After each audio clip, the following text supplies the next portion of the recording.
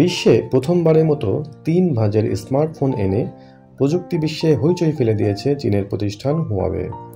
মেট XT মডেলের ফোনটির স্ক্রিনের আকার 6.4 ইঞ্চি, যদিও ভাঁজ খুলে 10.2 ইঞ্চির স্ক্রিন ব্যবহার করা যায়, ফলে প্রয়োজনে ট্যাবলেট বা কম্পিউটার হিসেবেও ব্যবহার করা যায় ফোনটি।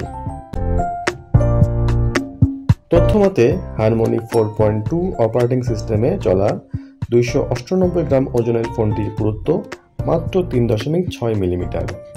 ফলে বাজারে প্রচলিত বিভিন্ন প্রতিষ্ঠানের ফোনের তুলনায় এই ফোনটি কিন্তু বেশ পাতলা।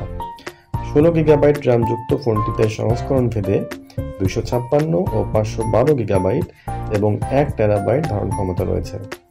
কিরিন 9010 প্রসেসরে চলা ফোনটির পেছনে 50, 12 এবং 12 মেগাপিক্সেলের 3টি ক্যামেরা রয়েছে।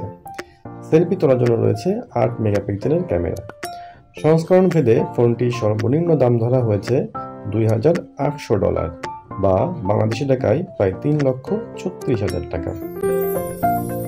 সাধারণত ভাঁজযোগ্য ফোনে প্রাইমারি ও কভার ডিসপ্লে নামে দুটি পর্দা থাকে, তবে হুয়াওয়ের মেট এক্সটি মডেলের এই ফোনটিতে একটি পর্দা রয়েছে, যা সহজেই ভাঁজ খুলে বা বন্ধ করে ব্যবহার করা যায়। 5600 মিলি অ্যাম্পিয়ার ব্যাটারি সহ 66 ওয়াটের ফাস্ট চার্জিং সাপোর্ট রয়েছে, ফলে চার্জ শেষ হওয়া নিয়ে চিন্তা করতে হবে না।